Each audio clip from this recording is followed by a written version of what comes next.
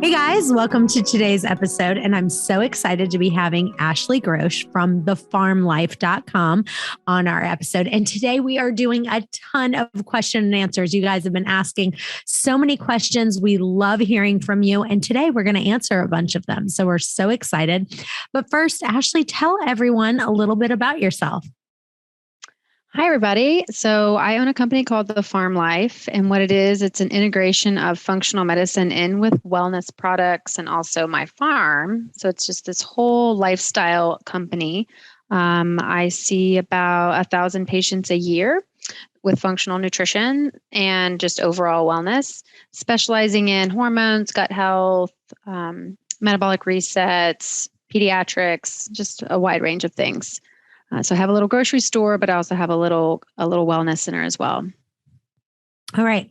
Question 4. I'm good about not eating refined sugar, but I eat a lot of fruit and I eat a lot of acai bowls. What are your thoughts on that? Ashley? Well, you know my thoughts on that. But, so we talked about fruit with how it's a yeast feeder, and lots of people are yeasty. But let's look at what we're trying to do when we stop eating sugar from our brain. Our brain, we're trying to calm down this overly stimulated reward pathway, pleasure reward pathway, which is where our norepinephrine lives, our fight or flight. We're trying to calm that down, which means we're trying to calm down cravings, the need for pleasure and reward. So it is very helpful to just go ahead. If you really want to get rid of the cravings, it's just to go ahead and get rid of all that sweet for a while, to just balance your brain. You're just trying to balance. You're never going to get rid of your reward pathway because that's how our survival depends on it. But you are trying to balance your contentment pathway, your serotonin, with your dopamine pathway, your pleasure reward. So it is very helpful for like a 30-day period to just take it all out. Go through the detox trenches, go through that headache that lasts about a week, and get your pathway balanced out, where after 30 days, if you have a little bit of fruit, it's not going to signal you where you also want some candy, because sweet is still sweet. So it doesn't mean that fruit is bad, but it is not helpful when you're trying to get rid of processed sugar, when you're trying to retrain your sugar cravings. Mm. I love that. And, one of the things I say are acai bowls superfoods, or are they sugar bombs in disguise, right? Mm-hmm. And if you look at the Cinnabon, I looked it up. A Cinnabon has what they say is 59 grams of sugar. It has 880 calories and 59 grams of sugar. The last acai bowl that I looked up had 62 grams of sugar. Okay. Mm. So a Warrior bowl that was at one of these famous places, and it has flaxseed, it has broccoli, it has goji berries. I mean, it sounds like, oh my gosh, I'm eating like the best thing ever, right? Well, the truth is it has 64 grams of sugar. I mean, that's insanity.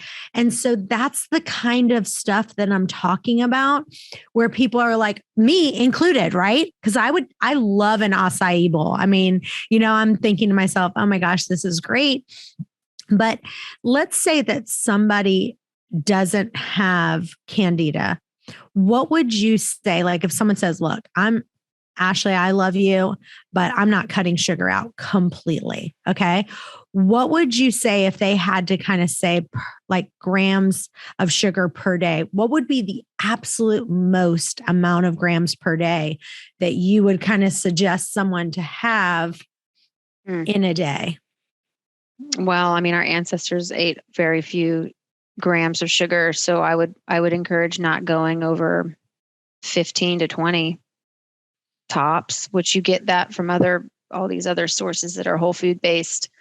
I mean, being an ancestral nutritionist, our ancestors really just only ate sweet when they could find it, which was rare. And it was very seasonal. And it was fast, like comes and goes.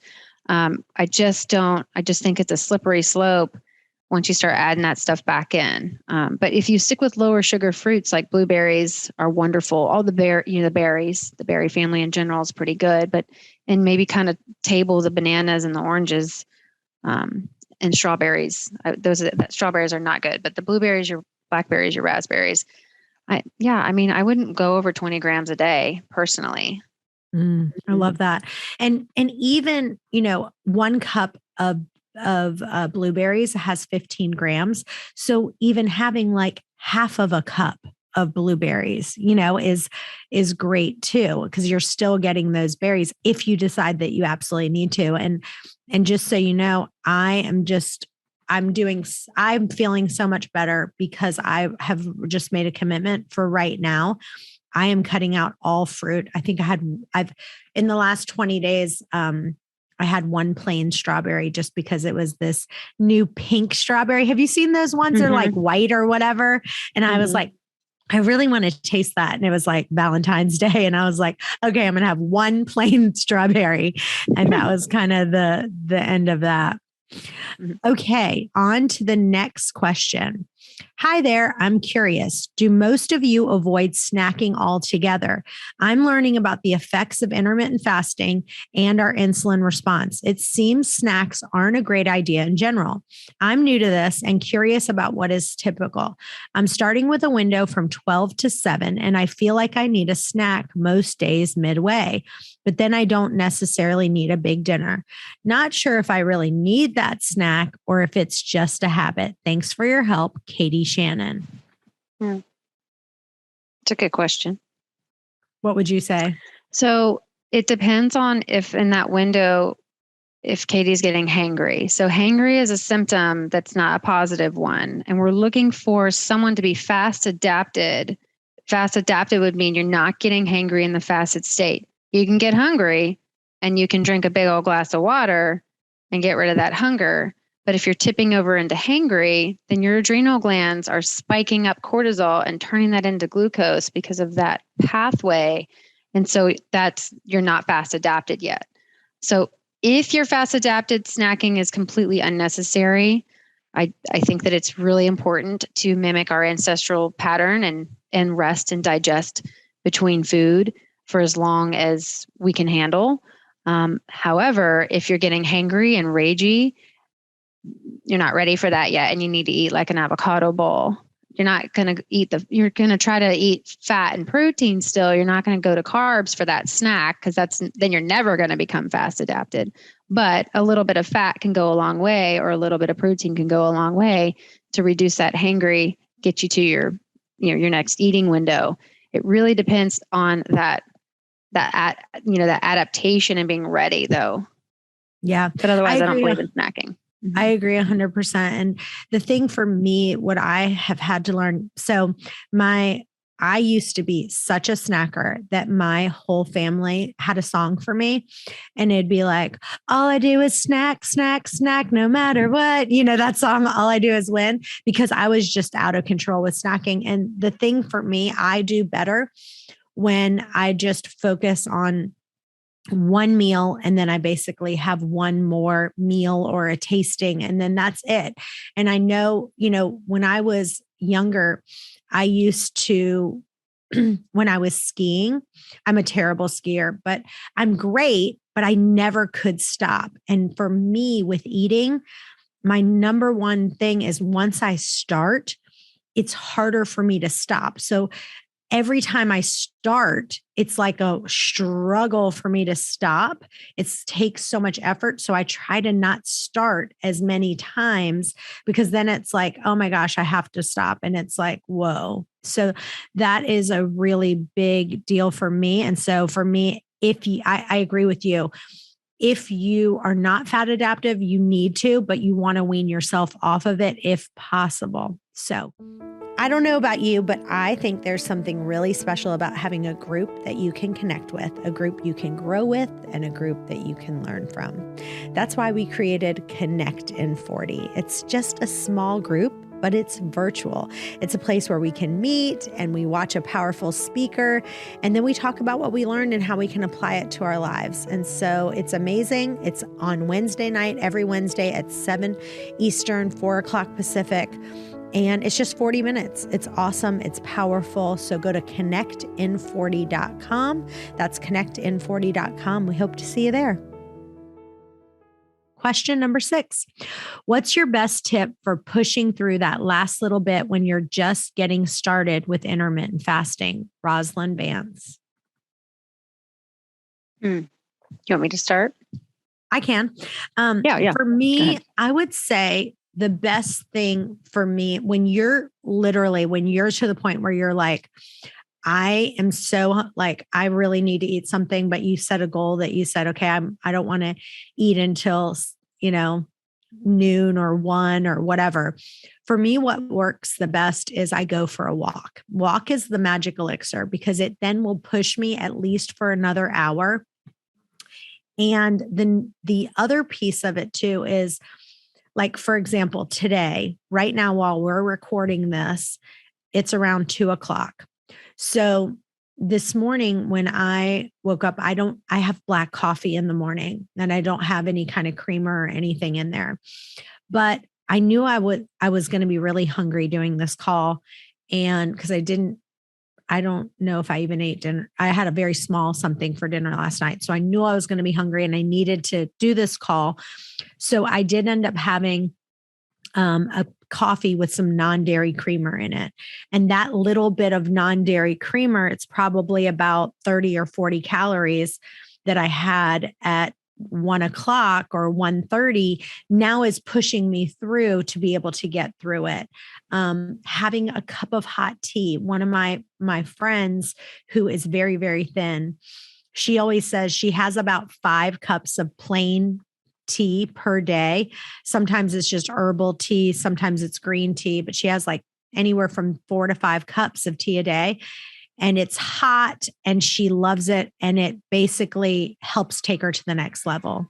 What about you, Ashley? Yeah, a lot of hunger is boredom. So we have to kind of check in on that. And so I love your idea of going on a walk, getting over that hunger hump and figuring out, yes, you're actually hungry, but you're also like used to eating, right? So you're fasting because you're trying to break the habit of that and you're trying to metabolically hack your system. But going outside and just finding something to do, going on a walk is generally just distract yourself, not a workout. So that's not what we're saying, but just go outside and do something. And next thing you know, you're so distracted, you're not hungry. And like you said, an hour has gone by. And then, a beverage, generally a hot beverage will help with the signaling and turning off hunger. So similar. Mm-hmm. All right. This question says, wondering about taking multivitamins when I'm doing OMAD. If I'm only eating at dinner time, is it okay to take vitamins in the morning or the afternoon? I'm just wondering if I'll get nauseous or if people fasting take vitamins successfully. Krista Clay. Mm-hmm. Yeah. So some vitamins are with food and some vitamins are without food. You can generally take antioxidants and glutathione and things like that whenever you want. But otherwise, you need to take your B vitamins and your fat soluble A, D, K, and most of your minerals with food. So, and those can all be taken at night. Some people find B vitamins, which are in all multis, to be a bit energizing, kind of like a cup of coffee for them. So they can't take B vitamins at night. But I wouldn't take B vitamins outside of food, right? You're just going to excrete them out. There's no absorbency with them at all. I also am not really a big fan of multivitamins in general. I think it's just from a smart supplementation standpoint, running some labs, checking your vitamin and mineral status, and then kind of using the information that you get from your labs, plus like what things just tend to be low, and supplementing more, like isolating your nutrition.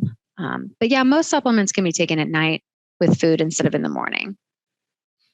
Yeah, I agree with that. And I think that if you wanted to do OMAD and you wanted to take your B vitamins, let's say earlier in the day, I would maybe have something like a hard-boiled egg and have like just something small or a little bit of avocado or whatever it was that kind of would be a great thing that wouldn't spike your insulin too much, but that you could have it with that B vitamin. Like I said, maybe, a hard-boiled egg or a little bit of avocado or something that you felt like, hey, I can have this. It's not going to spike my insulin. It's going to be something that's high fat.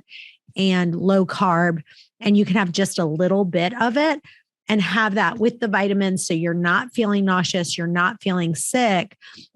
But for the most part, I would say, yeah, whatever vitamins you need to take, try to take it, with dinner. But like you said, with those B vitamins, I personally, I've done B vitamins around like 5 o'clock, and I'm usually fine to be able to go to bed. And I go to bed at like 8:30 or 9 o'clock. So usually I'm okay. Every once in a while, I have taken them that late, and it has kept me up. So I think it really depends on, how good that B vitamin is as well. And you have to kind of play around with it. Okay. This next question says, hello, I'm struggling with how to handle my fast when I'm needing to take medicine for cold or flu. What is recommended? I think that it goes back to the same question that we just answered. That was from Ann Dorman, by the way. Oh, Holly Ann Dorman, excuse me. And I think it's the same way. Like if you feel like you have to take it, then take it with a little bit of food, or do it at night whenever you're already eating. So I think we've kind of answered that question already. All right. Now we have a couple more questions. And this says, okay, fasting fam needs some advice around medication supplements. Thank you in advance for being a supportive community. And this is from MK Schiller. And just so you know, if you have not joined us on our Facebook group, it's Intermittent Fasting and OMAD group. We'd love to have you on there. It says, I know medications do not break a fast, but what about supplements with calories like fish oil, biotin, and vitamin D? Speaking of medication and supplements, I'd like to take mine before bed. What about you? Speaking of supplements, what is your supplement game? I take biotin, vitamin D, vitamin C, fish oil, magnesium, and a baby aspirin. In parentheses, she put diabetic, wondering if I should add or remove. Okay, so we answered most of that already about with food at night, et cetera. But with proper supplementation, I think there's a lot of benefit to having your labs done and checking everything. And test, don't guess. A lot of people throw a bunch of stuff at them and they don't really need it. Now, what she just listed supplement wise sounds like a great maintenance routine. I think there might be a couple holes in that with, a nice maintenance probiotic, like a spore-based probiotic would be helpful, and a B complex. So most B complexes don't have biotin. So then you can add in a B complex. It's pretty important, particularly to get B12 and folate in every day for liver support. But otherwise, that's a pretty good supplement maintenance routine. Minerals, but I mean, really, I run labs on myself every 3 months. Just a good vitamin, mineral status, inflammation, hormones. It's just for preventative health. It's not even for medical anything. And then I'm able to say, oh, my iodine level is a little bit high. I can, stop the iodine, or my thyroid needs a little bit more ashwagandha, or whatever it takes. So that's actually ideal in a preventative health setting, is to run your own at-home labs once every 3 to 6 months and keep fine-tuning it with your supplements. And I would definitely talk to a doctor about that, baby aspirin that you're taking daily. I will just make a quick note that if you have gastrointestinal bleeding, daily aspirin can increase the risk of developing a stomach ulcer. If you're already having, you may not even know it, but you could have a bleeding ulcer or gastrointestinal bleeding and some issues. Like taking an aspirin could cause more bleeding. So I am not a fan of that, but obviously you need to talk to your doctor about it. But I personally would not be a fan of doing that unless your doctor said that was absolutely, a big thing for you. Ashley, anything on that? I agree. Yeah. I'm always very cautious with taking pharmaceuticals like that ongoing without it being completely medically necessary. Awesome. Well, this has been amazing. Thank you so much for sharing all your knowledge and everything with us. And I know you're making such a big impact in people's lives with their health. So I thank you for that. And I want you to tell listeners where they can find you and where they can follow you. Okay, yeah. So I can be found at thefarmlife.com. I see clients all over the country via telehealth, or I have an in-person wellness center in Virginia Beach. And then on social media, I'm found at the Farm Life Movement on Instagram and Facebook. All right. Well, this was great. Thank you guys so much for joining us. We'll see you next time. Stay tuned. Thank you. Bye-bye for now.